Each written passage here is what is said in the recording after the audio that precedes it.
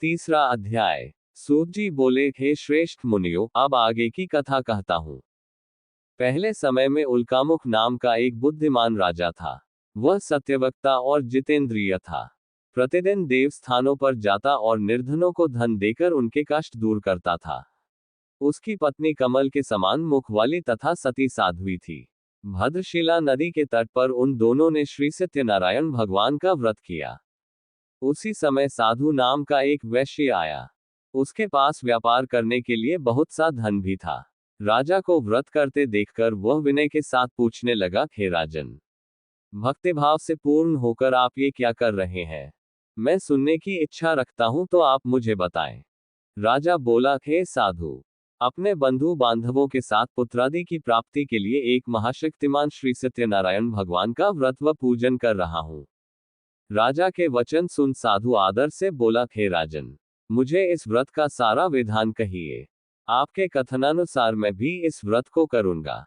मेरी भी संतान नहीं है और इस व्रत को करने से निश्चित रूप से मुझे संतान की प्राप्ति होगी। राजा से व्रत का सारा विधान सुन व्यापार से निवृत्त हो वह अपने घर गया। साधु वैश्य ने अपनी पत्नी को संतान देने वाले इस व्रत का वर्णन कह सुनाया और कहा कि जब मेरी संतान होगी तब मैं इस व्रत को करूंगा। साधु ने इस तरह के वचन अपनी पत्नी लीलावती से कहे। एक दिन लीलावती पति के साथ आनंदित हो सांसारिक धर्म में प्रवृत्त होकर सत्यनारायण भगवान की कृपा से गर्भवती हो गई। 10वें महीने में उसके गर्भ से एक सुंदर कन्या ने जन्म लिया। दिनों दिन वह ऐसे बढ़ने लगी जैसे कि शुक्ल पक्ष का चंद्रमा बढ़ता है। माता पिता ने अपनी कन्या का नाम कलावती रखा। एक दिन लीलावती ने मीठे शब्दों में अपने पति को याद दिलाया कि आपने सत्यनारायण भगवान के जिस व्रत को करने का संकल्प किया था उसे करने का समय आ गया है, आप इस व्रत को करिए। साधु बोला कि हे प्रिय, इस व्रत को मैं उसके विवाह पर करूंगा। इस प्रकार अपनी पत्नी को आश्वासन देकर वह नगर को चला गया। कलावती पिता के घर में रह वृद्धि को प्राप्त हो गई। साधु ने एक बार नगर में अपनी कन्या को सखियों के साथ देखा तो तुरंत ही दूत को बुलाया और कहा कि मेरी कन्या के योग्य वर देख कर आओ।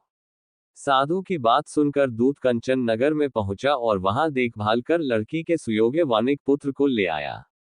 सुयोग्य लड़के को देख साधु ने बंधु बांधवों को बुलाकर अपनी पुत्री का विवाह कर दिया, लेकिन दुर्भाग्य की बात ये कि साधु ने अभी भी श्री सत्यनारायण भगवान का व्रत नहीं किया।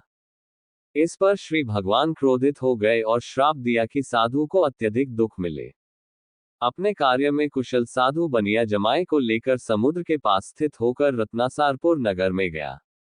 वहां जाकर दामाद ससुर दोनों मिलकर चंद्रकेतु राजा के नगर में व्यापार करने लगे। एक दिन भगवान सत्यनारायण की माया से एक चोर राजा का धन चुराकर भाग रहा था। उसने राजा के सिपाहियों को अपना पीछा करते देख चुराया हुआ धन वहां रख दिया जहां साधु अपने जमाई के साथ ठहरा हुआ था।